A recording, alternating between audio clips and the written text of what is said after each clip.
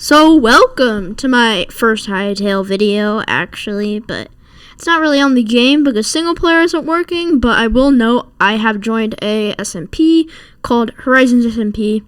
It is a non-PvP server, but just get that out of the way. So it's a little late, I think I'm a day late, but the first update of Hytale has released. These are the patch notes on Hytale.com. I will be putting them in the description of this video. So they've released a lot of new content alongside a range of fixes and quality and QL improvements. So, world and environment, dinosaurs and other NPCs for jungles. So, once you log onto the server, you should be seeing jungles, which will have dinosaurs in them. Right there is a quick preview. I guess you can't really see the head, but if you look in the Hytale launcher, you will see a picture of a dinosaur. As well, they're currently using placeholder behaviors and are a work in progress, so I don't think you can really tame them yet, and they don't really do a lot, but they will be able to spawn. NPCs are required change to the environment of the biome, so you will need to generate new unexplored areas to see them. That is true. We have seen that. Devastated lands with a volcano. Sewers now have proper atmospheric events and creature spawns. Areas beneath volcanoes now use volcanic environmental effects, entity placements, textures, and favorite villages, and invisible filter block behind the bench in the Forgotten Temple. So basically, it's a bunch of little bug fixes and environmental changes. Now we're on to the NPCs and creatures. Knockback resistant to NPCs that they did previously not have. Fire-themed NPCs and creatures that should now be immune to fire damage, but they can still catch on fire for now. The Crystal Earth Golems' combat behavior and spin attack have been improved. Skeletons no longer take drowning damage. Cubex are now immune to environmental damage caused by cactus and brambles. And added proper loot tables to Quebecs and Torques in the Whisperfrost Frontiers. Livestock should no longer climb on top of the chicken coop. I actually have seen that in game. Conscious wildlife predators, such as the fox, should no longer engage players unless intact. That has happened to me. And now for the largest tier, crafting, items, and farming. The backpack and upgrades are now easier to obtain, plus the base backpack now requires a tier 1 workbench.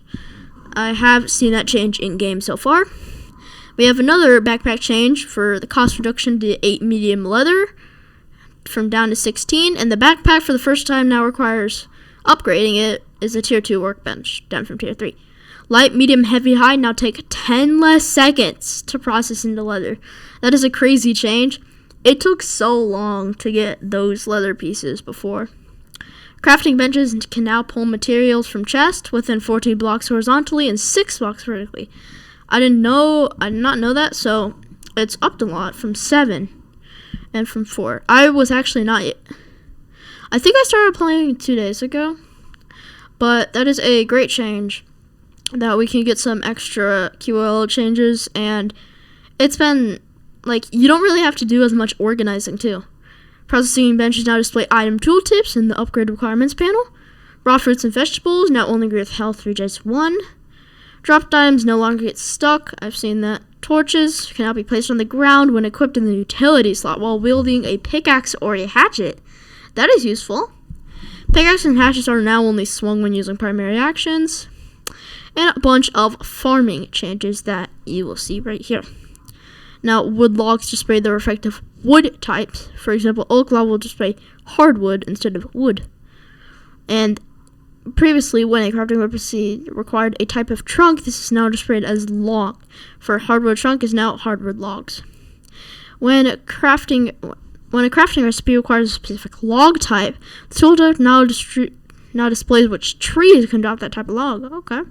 Softwood log will now display banyan, beech, and aspen in its tooltip, and woodcutter's block no longer displays dev quality item and is no longer an unused processing bench.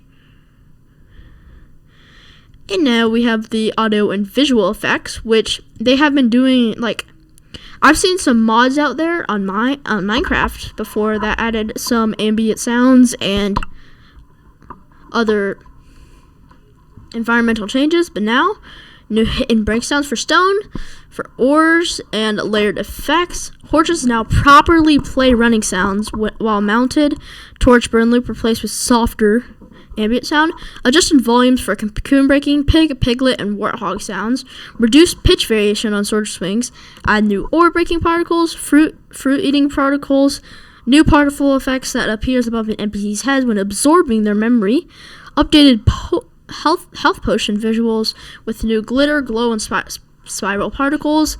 Fix rope offset when held in hand, and fix hand positioning for various plants, flowers, and foliage. I've seen that too. And now we're at the few last parts. Let's get to the UI performance and QOL changes. You can now sleep starting at 7:30 p.m. Information panel explaining the memory system when interacting with the heart of Orbis for the first time can be fused by clicking with the question mark on the top left corner of the memory UI. Toggle full screen, HUD, and a take screenshot can no longer be bound to mouse buttons. That is interesting. The game now warns when launching pre-release versions of or opening worlds from different versions. Okay. Field of FOV sprinting is now limited to 160 to prevent hyperdrive effect. Canceling land server discovery now works correctly. The interaction system now handles server lags better. And now we get to the character customization, which is interesting. I haven't customized my character since the beginning. Maybe I should see. New eye types: cat eye, demonic eye, go eye, and reptile eye. There's now a large mouth and tiny lips, lavender hair, rework bangs hairstyles, and bright and dark brown color. Featherbound hood is now correctly showing for supporter edition. Okay. Combat and bounce. Weapon attacks are now checked for line of sight. The regular burn now genuinely deals less damage. Burn applied by lava remains unchanged. Cactus and bramble now deal the environmental damage type. And now we have the commands and the servers. So server owners and beasting. the head admin of, or the owner of Horizons SMP, fixed argument for teleporter commands, give commands now for specifying item durability. Okay. Whitelist and ban commands now support both online usernames and offline UUIDs. The server now uses bottleneck bandwidth and round trip proclamation time, congestion control for QIC. If anyone knows what that is, comment down below. Either you know server stuff, or you just looked it up on Google or asked AI. I don't know what that is at all. And now, the bug fixes. You can see all of them right there. I'm not going to read them out loud, but I'll look at some of the main ones I'll want. Fix regular expression parsing and replace command. Signature attacks could be used without signature energy. Yeah. That's an important one. Fluid flow behavior when stacking water sources. Crash when using non-English folder names for screenshots. When selecting certain hairstyles and variants.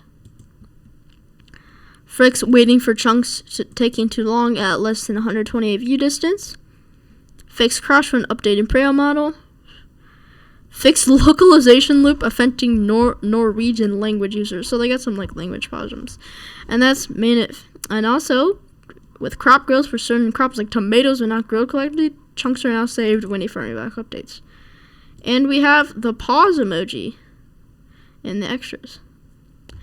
So there you have it. I will be posting this in the description again so you can see it.